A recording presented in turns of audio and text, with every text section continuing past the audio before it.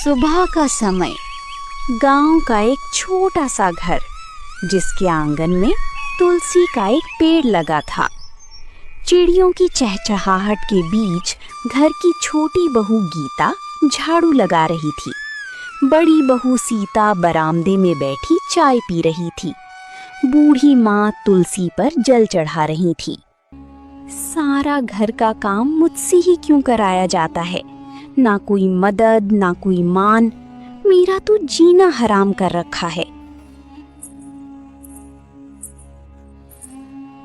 तू तो काम में लगी रहती है गीता। तुझे काम किए बिना चैन ही नहीं आता। आपकी तरह नहीं हूँ जो पूरे दिन बस आराम ही करना चाहती है। अरे गीता, जुबान संभाल कर बात कर। बड़ी बहू से इस तरह बात करते शर्म नहीं आती? माँ जी, मैंने कुछ गलत नहीं कहा, बस मन में था तो निकल गया। घर का पुराना रसोई घर, जहाँ रमा अकेले खाना बना रही थी। सुबह से अब तक एक पल भी नहीं बैठी। माँ जी को तो बस बड़ी बहू में ही दीवी दिखती है और मैं तो बस नौकरानी बनकर रह गई हूँ। तभी गीता का पति अमन रसोई में आता है। गीता, कुछ मदद कर दूं? नहीं जी, आप तो बस मजदूरी करने जाने की तैयारी कीजिए, जैसा कि आपके घर वाले चाहती हैं। मैं कर लूंगी घर का काम अकेली। गीता, माँ को कुछ समझाना मुश्किल है। वो बचपन से ही भैया को ज्यादा मानती आई हैं और बहू के रूप में भी वो सीता को ही देखती हैं। दोपहर का समय, आंगन में माँ और सीता बैठी थी। सीता बेटी, तू तो इस घर की लक्ष्मी है। तेरे भाग्य से ही मेरे घर में पोता हुई है। माँ जी, ये सब आपका आशीर्वाद है। और उस गीता को देखो, वो तो बस अपनी दुनिया में मस्त रहती है। हाँ, बस खुद को ही चालाक समझती है वो। तेरे जैसे संस्कार थोड़े ही हैं उसमें। गीता दूर से सब सुन रही थी। उसकी आंखों में आंसू आ जाते हैं। रात का समय, सब खाना खा चुके थे। गीता चुपचाप बर्तन धो रही थी। गीता, तुम्हें बुरा लगा जो माँ ने कहा? देखो, मैं माँ की तरफ से माफी मांगता हूँ। नहीं अमन जी, अब तो आदत सी हो गई है, लेकिन दर्द तो होता ही है ना। गीता, हम अभी कुछ बदल तो नहीं सकते, पर मैं हमेशा तुम्हारे साथ हूँ।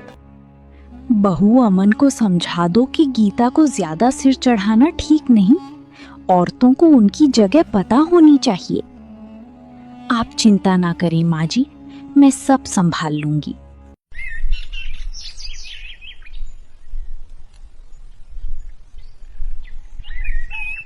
सुबह का समय, गीता रोज की तरह जल्दी उठ चुकी थी और चूल्हे पर चाय चढ़ा रही थी। बाहर से माँ और सीता की हंसी की आवाज आ रही थी। मेरी तो हर सुबह एक जैसी होती है, कोई बदलाव नहीं, बस काम, ताने और तिरस्कार। क्या यही लिखा था मेरे भाग्य में?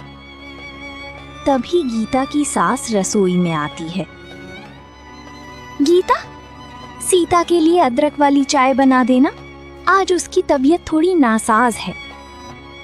मेरी भी तो रात से तबीयत ठीक नहीं है माँ जी, फिर भी आपने मुझसे कुछ नहीं पूछा।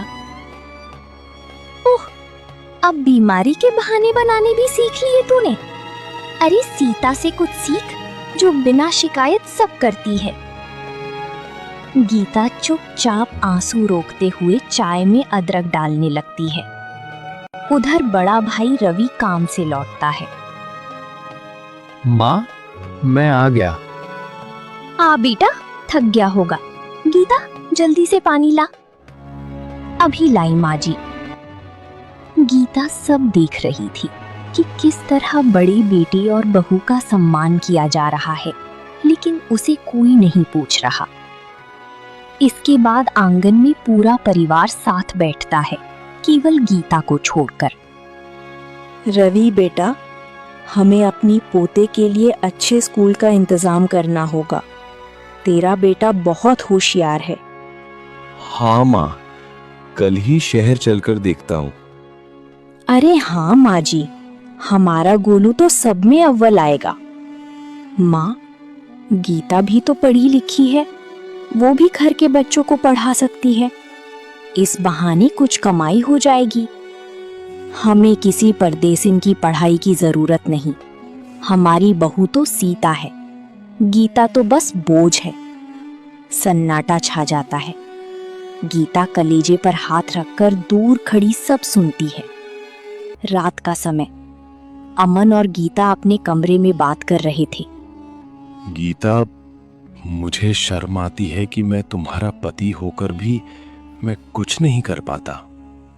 ऐसा मत कहिए, आप ही तो मेरी सबसे बड़ी ताकत हैं। आप हैं तभी मैं सह पा रही हूँ। एक दिन सब बदलेगा गीता, बस थोड़ा धैर्य रखो। धैर्य की भी एक सीमा होती है।